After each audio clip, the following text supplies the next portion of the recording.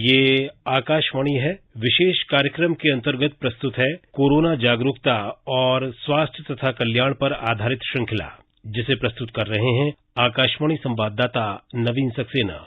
इस कार्यक्रम में आमंत्रित स्वास्थ्य विशेषज्ञ हैं नई दिल्ली के सर गंगाराम अस्पताल के doctor lieutenant general Ved Chaturvedi. नमस्कार। कोरोना जागरूकता श्रृंखला के आज के इस कार्यक्रम में आप सबका बहुत बहुत स्वागत है। आज के इस कार्यक्रम में हम कोरोना की तो बात करेंगे ही, बात करेंगे स्वास्थ्य संबंधी और व्याधियों की और बीमारियों की, जिसके बारे में आप जानना चाहते हैं, आप जागरूक हैं और आपकी कुछ जिज्ञासाएं हैं। इसमें आमतौर पर होने वाला बुखार भी शामिल है, इसमें मंकी पॉक्स से संबंधित भी सवाल होंगे। हमारे साथ डॉक्टर वेद चतुर्वेदी जुड़ेंगे, डॉक्टर गंगाराम हॉस्पिटल के डॉक्टर हैं। उनसे आप तमाम तरह की जिज्ञासाएं जो आपके मन में है, तमाम तरह के सवाल जो हैं वो आप पूछ सकते हैं। फोन नंबर है हमारा 23421764। दिल्ली से बाहर के श्रोता हैं तो 011 जरूर लगाएं। फोन नंबर एक बार फिर नोट कर लीजिए, 23421764। ये वो नंबर है जिस पर आपको हमें फोन करना है और अपने सवाल हमसे पूछने हैं, अपनी जिज्ञासाएं अपनी पूछनी है। कोरोना से संबंधित होंगे, जवाब उसका मिलेगा। मंकी पॉक्स से संबंधित है तो जवाब उसका मिलेगा। आम बुखार पे आमतौर पर अगर आप किसी बीमारी के बारे में डॉक्टर साहब से जानना चाहते हैं तो भी हम आपको उसका जवाब दिलाने की पूरी कोशिश करेंगे। डॉक्टर वेद, स्वागत है आपका। जय हिंद नवीन जी। जय हिंद सर। डॉक्टर साहब, कोरोना के मामलों में एक नया रुख सा पकड़ लिया है और मामलों में थोड़ी बहुत वृद्धि भी नजर आ रही है। हालांकि अगर दिल्ली की बात करें तो पिछले हफ्ते दिल्ली के अंदर काफी ज्यादा मृत्यु भी हुई थी इस कोरोना को लेकर। क्या इसे समझें इस तरह से कि कोरोना अपना रूप बदल रहा है, कोई एक नया वेरिएंट आ रहा है जो इस समय जिसके कारण इसमें बढ़ोतरी देखी जा रही है? नवीन, एक बहुत बड़ा मुद्दा आपने बताया कि कैसे कोई पैंडेमिक जब शुरू होता है जी, तो पैंडेमिक उसके बाद अपना रूप बदलता है। तो जैसे एक नॉर्मल आदमी के लिए ये समझा जाए कि आप समुद्र किनारे बैठे हैं और लहरें उठ रही हैं, कभी छोटी कभी बड़ी जी, तो इस तरह का रूप ये लगातार चेंज होता रहता है। तो हम देख रहे हैं, पहले देखिए आपने भी देखा है वो भयावह रूप जो कोरोना के नाम से ही लोग डरते थे।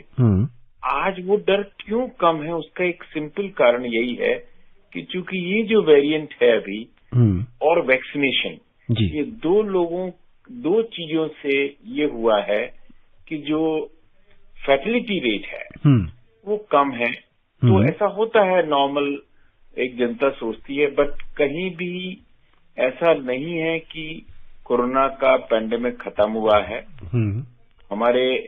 हमारे द्वार पे ही चाइना है, हांगकांग है। इनफैक्ट मेरी खुद की स्पेशलिटी रूमेटोलॉजी है जी, और हमारी एक बहुत बड़ी कॉन्फ्रेंस हांगकांग में होने जा रही है एशिया पैसिफिक की 27 कंट्रियों की। तो मैं हांगकांग से ही बात कर रहा था।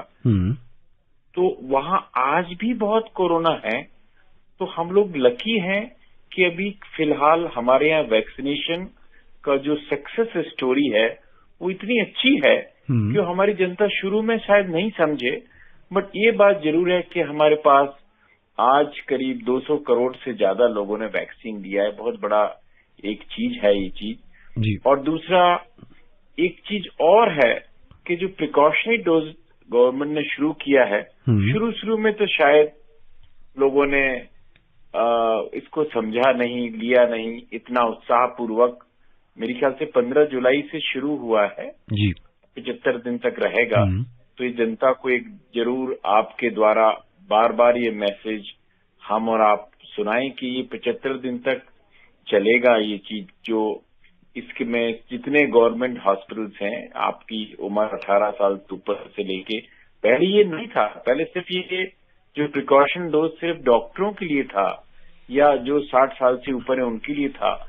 आज ये सुविधा सबके लिए है, बट शायद शुरू में इतना पिकअप नहीं हुआ। अभी जरूर पिकअप हो रहा है, बट और प्रचार और प्रसार की जरूरत है।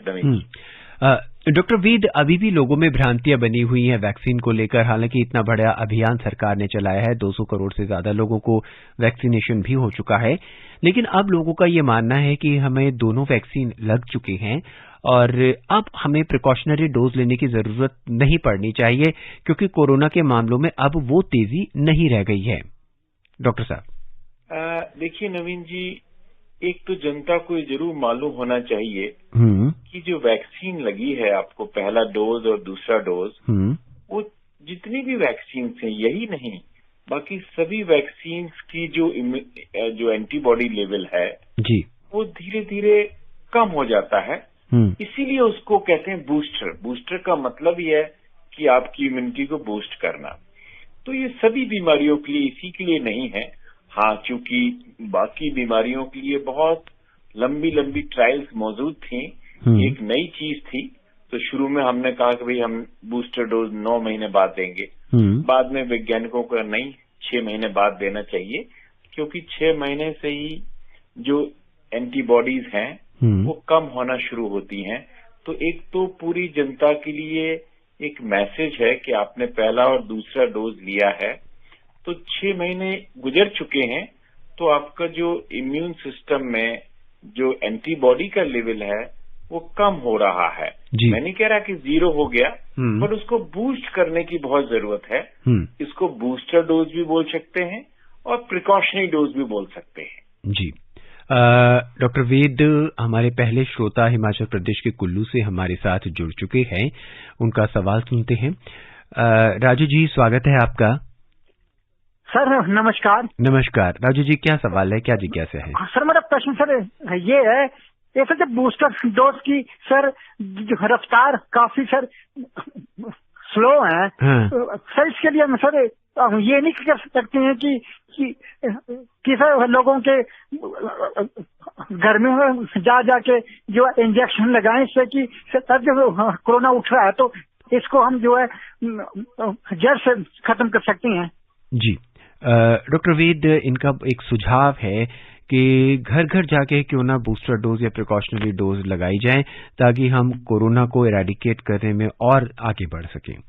बहुत ही अच्छा सुझाव है कि यदि हम घर घर जाके यदि वैक्सीन दे सकें, यदि हमको ऐसे नहीं है, पहले इस टाइम में ऐसा कई वैक्सीन के लिए किया गया है, बट जहां तक हो सके, क्योंकि गवर्नमेंट की कई चीजों को ध्यान में रखना पड़ता है। देखिए, छोटे छोटे इंटीरियर्स में आज भी ये होता है जी। आपने कई बार टीवी में देखा होगा कि नदी नाले पार करके या ड्रोन से भेजी गई है, बट एक बात तो जरूर है कि इतने बड़े प्रोग्राम के लिए घर घर जाना थोड़ा से उस प्रोग्राम में परेशानियां डालता है।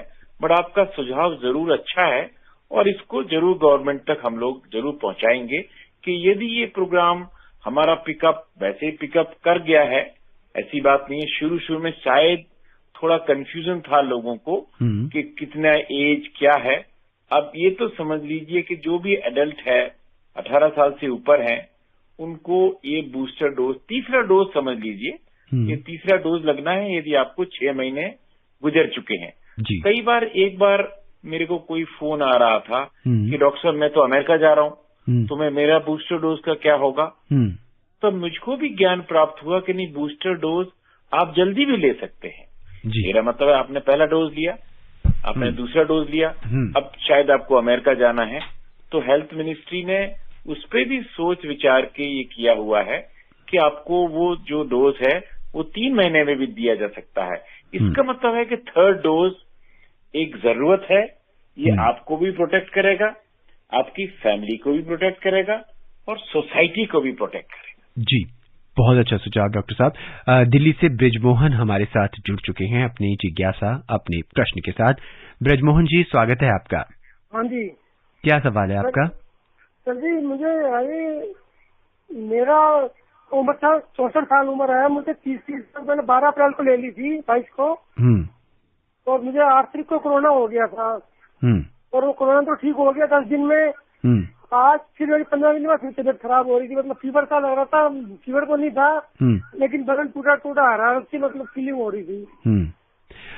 डॉक्टर साहब, ये एक सवाल सामने खड़ा होता है कि आजकल जो बुखार है वो वायरल फीवर, एक और भी वायरल फीवर जिसे कहते हैं हम, मौसमी बुखार भी है, वो भी लोगों में काफी देखा जा रहा है। जिस तरह से इन्होंने बताया कि इन्हें पहले फीवर था, कोरोना टेस्ट हुआ, हालांकि इन्होंने डोसेज लगा ली, ठीक हो गया, 15 दिन बाद इन्हें फिर बुखार आया है। क्या मान के चले इसको कोरोना दोबारा आ गया है या ये कोई मौसमी बुखार है, और क्या इनको जांच करानी चाहिए?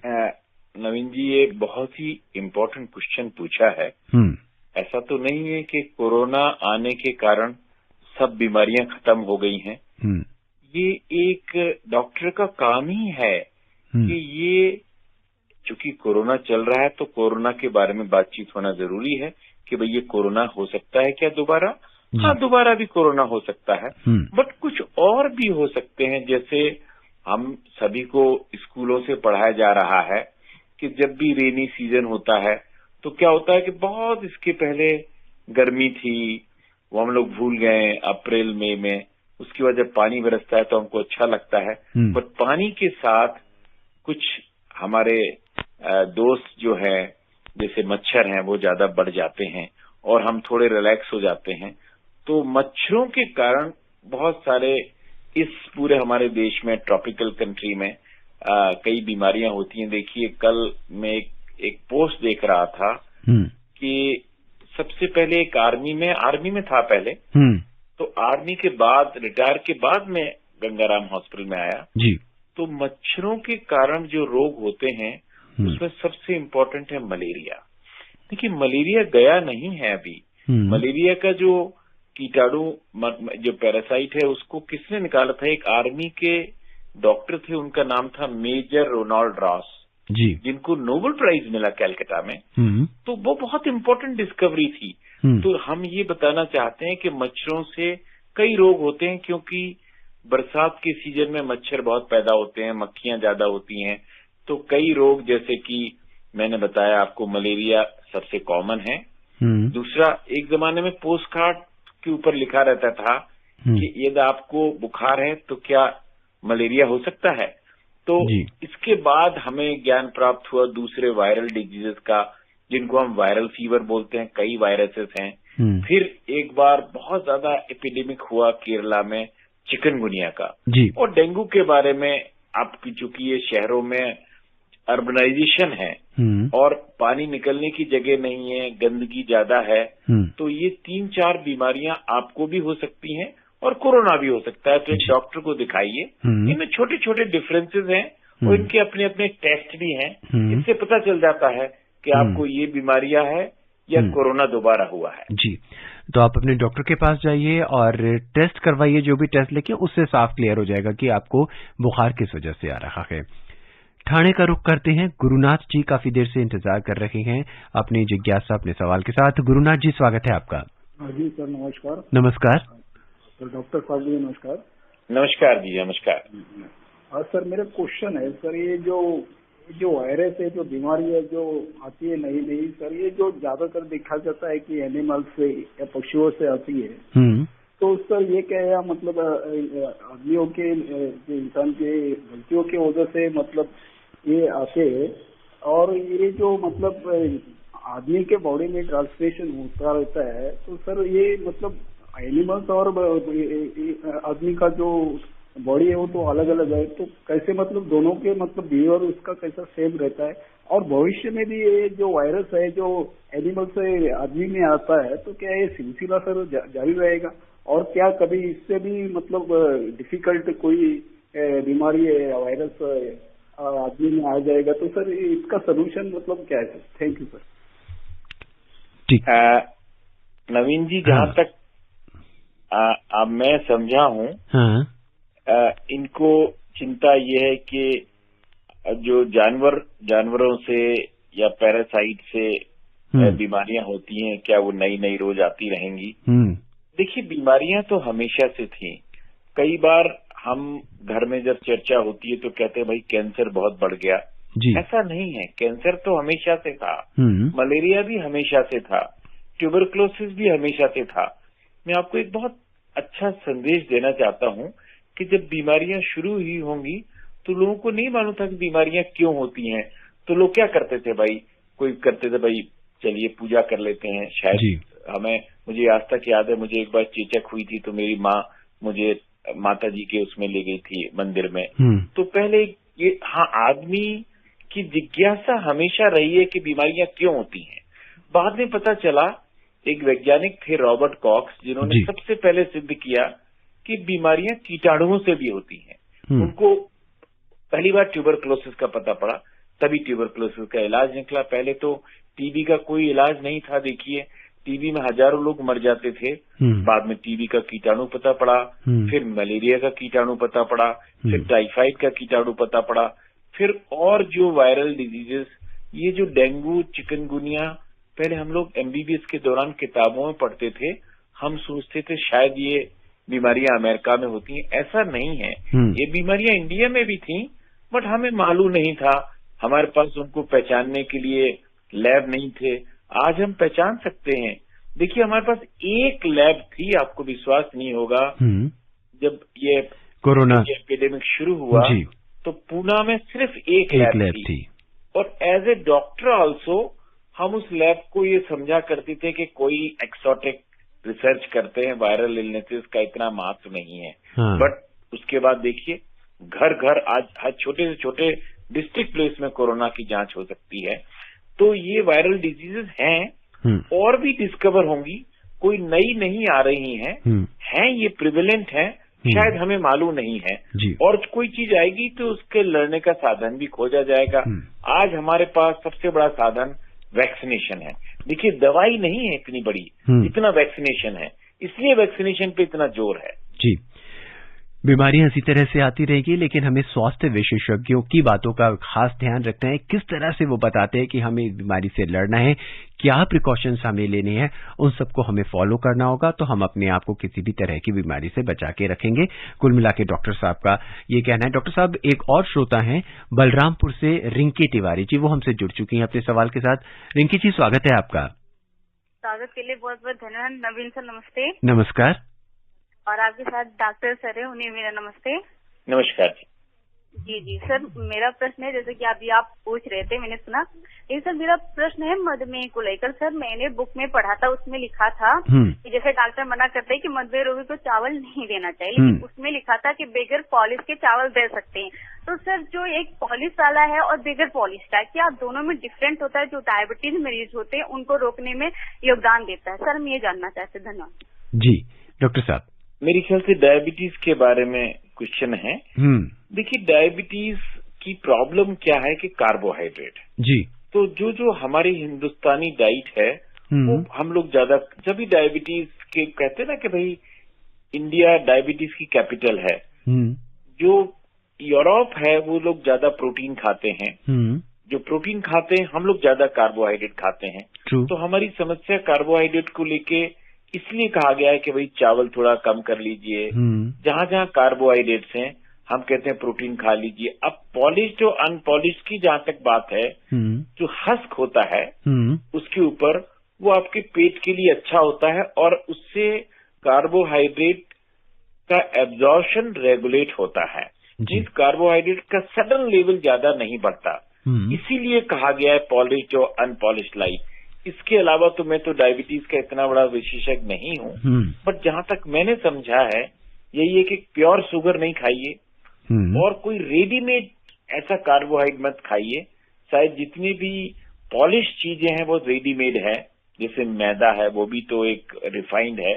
आप जब पॉलिश करते हैं तो मेरी ख्याल से जो हस्क होता है वो आपके एब्डोमेन के लिए अच्छा होता है। तभी लोग कहते हैं ना कि ज्वार बाजरा खाइए, थोड़ा हस्क खाइए, ताकि आपको जो इंटेस्टाइन है वो रेगुलेट होती रहे और सडनली आपको एकदम से कार्बोहाइड्रेट एब्जॉर्ब ना हो, एकदम से ब्लड शुगर ना बढ़े।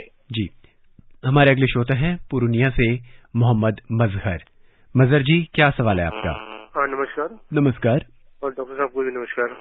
नमस्कार सर, मेरा दो सवाल है सर। हाँ। कि आजकल हम देखते हैं मेरे गांव में अगल बगल में उन्होंने, यानी कुछ व्यक्ति ऐसे भी है कि उन्होंने एक भी डोज नहीं लगाया जी, तो क्या गवर्नमेंट इसके लिए कुछ उस पर यानी कि ऑब्जेक्शन लगा सकता है कि नहीं?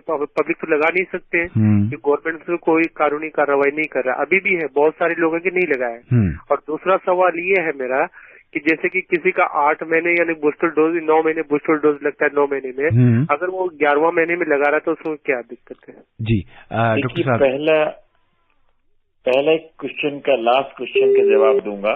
समझ लीजिए आप नहीं लगा पाए जी, तो यदि 6 महीने में नहीं लगा पाए, नॉर्मली 6 महीने में लगा, जैसे आपने पहला डोज लगाया, दूसरा डोज लगाया, तो फिर 6 महीने वेट करने के बाद गवर्नमेंट बोलती है आप लगा लीजिए। सपोज आप किसी कारण से नहीं लगा पाए तो उसको बाद में भी लगाया जा सकता है। आइडियली लगा लेना चाहिए आपको 6 महीने में, बट 7, 8, 9, 10 लगा सकते हैं, प्रोवाइडेड आपने पहले 2 डोज लगाए हुए हैं। तो पहला तो ये हो गया। दूसरा, जहां तक रेगुलेशन की बात है, तो ये देखा गया है कि यदि आप बहुत सारे रेगुलेशन बनाएंगे उससे ज्यादा बड़ी शिक्षा है। यदि आप ज्यादा शिक्षा देंगे तो बहुत लोगों को आप कर सकते हैं। फिर भी आप रेगुलेशन भी बना लीजिए तो भी कई लोग हैं उससे रेगुलेशन से, आपने देखा कई चीजों के ऊपर नियम है, फिर भी उसको इम्प्लीमेंटेशन कैसे किया जाएगा। तो शिक्षा ज्यादा बड़ी चीज है। रेगुलेशन बनाए जा सकते हैं जैसा आप बोल रहे हैं, पर उससे ज्यादा अच्छा शिक्षा है मीडिया के द्वारा। आप लोग हैं, आप लोग भी बताइए कि क्यों फायदेमंद है, और जिन्होंने वैक्सीन नहीं लगाया जब उनको बीमारी हो जाती है तो वो सीरियस बीमारी हो सकती है। जी, जागरूक होना बहुत जरूरी है, और जागरूकता फैलाने के लिए, जागरूकता पैदा करने के लिए और जानने के लिए बहुत सारे सोर्सेस हैं। उनमें से एक सोर्स आकाशवाणी भी है, जो लगातार आपको तरह तरह के विभिन्न डॉक्टरों से, विभिन्न विशेषज्ञों से आपकी मुलाकात करवाता है, आपके प्रश्न और आपकी जिज्ञासाओं को शांत करता है ना डॉक्टर साहब? अगर ये हमारे कार्यक्रम को सुनते हैं और इसके जितने भी सवाल और जवाब होते हैं अपने जानकारों को सुनाते हैं या दूसरे लोगों को बताते हैं, तो उससे भी काफी जागरूकता फैल सकती है। हिसार का रुख करते हैं, राजेंद्र जी से जुड़ते हैं अपने सवाल के साथ। वो हमसे जुड़ चुके हैं। राजेंद्र जी, क्या जानना चाहते हैं आप? नहीं जी, नमस्कार, और वैद्य साहब को जय हिंद जी। नमस्कार जी। मैं ये जानना चाहता हूँ, जैसे आजकल जी फीवर ज्यादा फैला हुआ है, तो डॉक्टर साहब से मतलब एक आम आदमी को परेशानी ना हो, तो कोरोना हो या फीवर है, इसकी पहली जांच कौन सी करानी चाहिए? और डॉक्टर साहब मतलब सैनिक हॉस्पिटल से है, तो क्या हमें ये जानना चाहता, आम जो जन है क्या सैनिक हॉस्पिटल में इलाज अपना करवा सकता है कि कहीं, ये जानना था। पहले तो देख लीजिए जो सैनिक अस्पताल है, मैं तो रिटायर होके गंगाराम हॉस्पिटल में काम करता हूँ, बट जो सैनिक अस्पताल है वो इमरजेंसी में सबको देखता है। कभी कभी इमरजेंसी हमारे पास आते हैं, अदरवाइज जैसे रेलवे हॉस्पिटल रेलवे को देखता है, ईएसआई हॉस्पिटल ईएसआई वालों को देखते हैं। ये भी सब गवर्नमेंट के हॉस्पिटल्स ही हैं। हाँ, इमरजेंसीज के लिए सबके लिए बना हुआ है, कोई भी कहीं भी जा सकता है, बट अदरवाइज बहुत सारे हॉस्पिटल्स बनाए गए हैं। तो एक तो ये याद रखिए, कोई इमरजेंसी हो तो जरूर आप कहीं भी दिखा सकते हैं, किसी भी हॉस्पिटल में, पहली चीज। दूसरा, आपने क्वेश्चन पूछा कि बुखारों को हम कैसे पहचानेंगे कि ये मलेरिया है, ये टाइफाइड है कि क्या है। तो छोटे छोटे लक्षण पहले मैं बताता हूँ। सबसे कॉमन मलेरिया है। जैसे मैंने बताया, मलेरिया तो मेरी ख्याल से बहुत दिनों से था, 5000 साल से, लेकिन हमें ये नहीं मालूम था कि मलेरिया फैलता कैसे है। तो बाद में एक मेजर साहब थे, मेजर रोनाल्ड रॉस, जिनको नोबेल प्राइज मिला, उन्होंने पता लगाया कि ये इससे होता है। इसको पहचानने के लक्षण शायद हम सबको मालूम है कि बुखार होगा, ठंड लगेगी, और कभी कभी ये सीरियस भी हो सकता है, जिसे कि ब्रेन का बुखार कहते हैं। जब मैं आसाम में था वहां बहुत होता है ये, वो अलग तरह का मलेरिया है जिसको कि ब्रेन मलेरिया बोलते हैं। तो एक तो मलेरिया होगा तो उसमें होगा कि आपको बुखार आया, ठंड लगा, एक दिन बुखार आया, एक दिन नहीं आया, एक दिन आया, एक दिन नहीं आया, तो ये तो मलेरिया हो गया, और इसकी टेस्टिंग से पता चल सकता है। दूसरा टाइफाइड है। टाइफाइड में बुखार आपको लगातार आएगा, आज भी आया, कल भी आया, परसों भी आया, लगातार बुखार बना हुआ है और लंबे टाइम तक चल रहा है, 6-7 दिन तक, तो टाइफाइड हो सकता है और इसकी टेस्टिंग हो सकती है। टाइफाइड का एक और लक्षण होता है कि आपके, चूंकि ये पेट का इन्फेक्शन है टाइफाइड, तो पेट के सिम्टम्स होते हैं आपको। अब 2 और बचे, एक डेंगू और एक चिकनगुनिया। तो डेंगू में बहुत हाई फीवर होता है, याद रखिए, डेंगू में हाई फीवर होगा और ज्वाइंट पेन्स होंगे, और चिकनगुनिया में इतना ज्यादा हाई फीवर नहीं होगा, और ज्वाइंट सिम्टम्स बहुत होंगे। तो छोटे छोटे डिफरेंसेस हैं जिनसे हम पता लगा सकते हैं। लकीली आजकल क्या है कि ब्लड टेस्ट अवेलेबल हैं, तो उसके टेस्टिंग भी आप करा सकते हैं। जी, हमें उम्मीद है कि हमारे श्रोताओं को पता चल गया होगा कि किस बुखार के क्या लक्षण हैं, तो वो अपने आप आइडेंटिफाई कर सकते हैं। हालांकि जो भी टेस्ट डॉक्टर साहब लिखेंगे वो तो टेस्ट आपको कराने हैं, लेकिन इनिशियली प्राथमिक के तौर पर आप समझ सकते हैं कि आपको कौन सा बुखार आमतौर पर हो सकता है। हमारे अगले श्रोता हैं बड़ौद से महेश शर्मा। महेश जी, क्या जानना चाहते हैं? नमस्कार जी। जी नमस्कार। मैं डॉक्टर साहब को भी नमस्कार बोलता हूँ। नमस्कार जी, नमस्कार। और 210 करोड़ वैक्सीन लेने के लिए हमारा बहुत बहुत शुभकामनाएं देता हूँ सभी के लिए। जी शुक्रिया। महेश जी, क्या जानना चाहते हैं आप? वक्त बहुत कम है हमारे पास। मैं जानना चाह रहा हूँ जी, अगर बुखार हो जाता है तो हमें क्या क्या सावधानियां रखनी होंगी, और जो है ये बताइए कि जो हम सुरक्षित कैसे रहेंगे। जी डॉक्टर साहब, बहुत देखिए, कोई भी बुखार हो तो प्रिकॉशंस तो वो यूनिवर्सल हैं। कोरोना के बारे में तो हम सबको मालूम है, जिसको हम बार बार रिपीट भी करते हैं कि भाई देखिए कोरोना हो सकता है तो एक सेफ डिस्टेंसिंग रखिए, मास्क लगाइए, टॉकिंग एटिकेट, बातचीत में दूसरे को ना फैले, ये मेन चीज प्रिकॉशन है। बट बाकी सभी बुखारों में सबसे महत्वपूर्ण ये है कि आपका टेम्परेचर इतना ना बढ़ जाए कि आपको नुकसान करने लगे, तो इसलिए आप दवा लेते हैं पैरासिटामोल वगैरह, जिससे कि बुखार कम होता है। तो एक तो बुखार कम रखें, और जब बुखार होता है तो शरीर का पानी आपका उड़ जाता है, जिसे कहते हैं पानी की कमी हो जाती है, क्योंकि आपका टेम्परेचर ज्यादा है। तो आप पानी पीजिए। यदि आप मुंह से पानी नहीं पी पा रहे हैं, उल्टियां हो रही हैं, तब हम कहते हैं भाई आप वेन के द्वारा ले सकते हैं। तो यूनिवर्सल प्रिकॉशंस हर फीवर के लिए वही है डॉक्टर साहब कि आपको दर्द होगा, बुखार होगा, उसके लिए आप पैरासिटामोल ले सकते हैं। एक कॉलर और हमारे साथ जुड़ चुके हैं डॉक्टर साहब, आखिरी कॉलर है, काफी देर से इंतजार कर रहे हैं। धर्मवीर जी हैं दिल्ली से। धर्मवीर जी, स्वागत है, क्या जानना चाहते हैं आप? नवीन जी नमस्कार। नमस्कार। मैं धर्मवीर गांधी दिल्ली से बोल रहा हूँ। डॉक्टर साहब जय हिंद, वंदे मातरम। डॉक्टर साहब, हमें अब अटैक करना सिखाइए, क्योंकि आपने बचाव के तो बहुत तरीके दे दिए, मास्क पहनिए, सैनिटाइज कीजिए और अपने को डॉक्टर साहब ये क्या हम कब तक इससे बचाव के तरीके बताएंगे? इस पे अटैक करना भी तो शुरू करिए डॉक्टर साहब। डॉक्टर साहब बहुत संक्षेप में चाहते हैं कि अटैक का सबसे इम्पोर्टेंट चीज है वैक्सीनेशन। वही तो अटैक है। नहीं तो आपको विश्वास नहीं होगा, एक जमाने में गांव के गांव लोगों को तो स्मॉल पॉक्स हो जाया करती थी। तो हमने अटैक ही तो है ये, एक हमारे पास हथियार है, एक बुलेट है, तो वैक्सीनेशन। और वैक्सीनेशन को बहुत सीरियसली लीजिए, अपने दोस्तों को बताइए, फैमिली को बताइए, जो लोग नहीं लिए हैं उनको बताइए, आपके जो हेल्पर्स हैं, सर्वेंट्स हैं, उनको सिखाइए, जागरूक कीजिए सोसाइटी को कि जो ये बूस्टर डोज है, तीसरा डोज है, इसको लें तो आपको बहुत फायदा होगा। ये कोई भी वेरिएंट आएगा तो आप सीरियसनेस से बचे रहेंगे। डॉक्टर वेद, हमसे जुड़ने के लिए, इतने सारे जिज्ञासाएं, इतने सारे प्रश्नों का जवाब देने के लिए और हमारे श्रोताओं को जागरूक करने के लिए कि attack is the best defence, जो कि स्पोर्ट्स में कहा जाता है, और वही अब हम कर रहे हैं। आपका बहुत बहुत धन्यवाद। नवीन जी, थैंक यू सो मच। जय हिंद। जय हिंद।